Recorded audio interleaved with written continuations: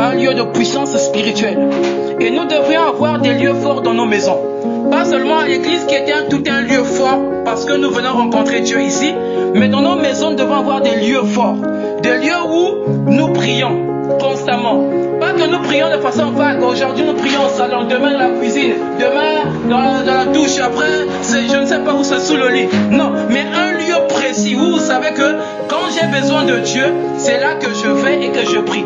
De telle sorte que quand vous priez constamment à cet endroit, il y a l'empreinte de la divinité qui demeure dans ce lieu. Même quand quelqu'un vient, il peut savoir s'il est spirituel. Il saura que ici, il y a une activité spirituelle qui se déroule ici là.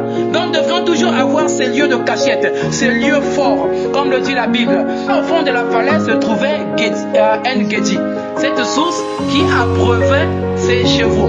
Mais ça n'abreuvait pas seulement les chevaux, mais ça abreuvait toutes les personnes altérées. De telle sorte que si vous avez un problème, si vous avez faim, si vous avez soif, En-Gedi procurait la satisfaction. Et En-Gedi est le type de Christ, la portion satisfaisante. Quand vous venez à Christ, vous êtes pleinement satisfait. Et les boucs nous représentent nous. Quand nous avons des situations, venons tout simplement à En-Gedi, la source, afin de pouvoir s'abreuver et de trouver solution à notre soif. Les boucs sont aussi des pasteurs. Dans Zacharie 10, 3, là-bas il est dit: ma colère s'est enflammée contre les pasteurs, et je châtierai les boucs, car l'Éternel des armées visite son troupeau, la maison de Juda, il en sera comme son cheval de gloire dans sa bataille. Et dans Jérémie 50, le verset 8, là-bas il est dit: fuyez de Babylone, sortez du pays des Chaldéens, et sortez comme des boucs à la tête du troupeau. Donc nous voyons les douleurs que vous endurez, cela a un temps de rafraîchissement, et vous demeurez tout simplement dans le calme. Ayez tout simplement confiance en votre Dieu. Il est capable de pouvoir vous faire sortir de n'importe quelle condition. Saül, après avoir fini de faire ses besoins, il sortit. Et quand il sortit, David commença à crier derrière Saül: roi, roi, roi, vois le port de ton vêtement. Si j'avais le cœur méchant, certainement que je t'aurais tué, parce que tu étais entre mes mains. Mais je ne l'ai pas fait, parce qu'en moi, il n'y a point de méchanceté. Amen. Et là même, ce sont les paroles que Jésus avait données à ses disciples. Dans Luc 6, 27, il dit: mais je vous dis, à vous qui m'écoutez, aimez vos ennemis, faites du bien à ceux qui vous haïssent.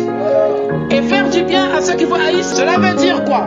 Dans Romains 12, 20, il dit: mais si ton ennemi a faim, donne-lui à manger.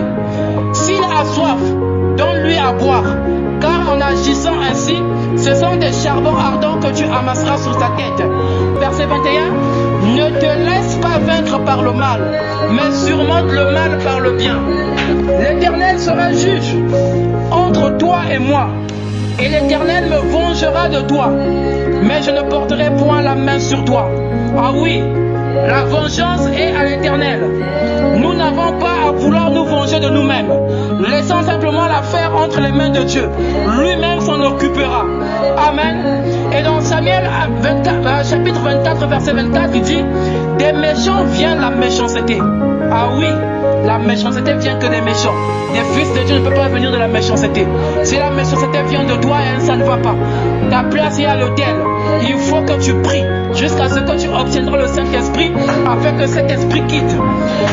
Dit l'ancien proverbe: aussi je ne porterai point la main sur toi. L'Éternel jugera et prononcera entre moi et toi. Il regardera, il défendra ma cause. Il me rendra justice en me délivrant de ta main. Oui, l'Éternel te délivrera de la main de ton Goliath. Et dans Acte 2, 41, la Bible dit: ceux donc qui reçurent la parole furent baptisés, et en ce jour-là furent ajoutées environ 3000 âmes. Et les 3000 âmes n'étaient autres que les 3000 âmes que Saül avait gagnées pour vouloir tuer David. Là-bas il est dit: Saül prit 3000 hommes d'élite sur tout Israël. Pour dire que les années que vous avez perdues, que ces années seront, et Dieu restaure. Et j'aime la manière de Dieu le restaurer. Parce que quand il le restaure, je me fie à Job. Quand il avait restauré tout, il restaura au double de ce qu'il avait perdu. Et tout ce que vous avez perdu, Dieu va restaurer cela au double. Vous-même, vous verrez de vos yeux. Vous allez vous étonner. Ça c'est moi. C'est ce qui m'arrive. En un jour, Dieu est capable de faire de grandes choses. Et c'est aujourd'hui même qu'il le fait. Si seulement vous le croyez, que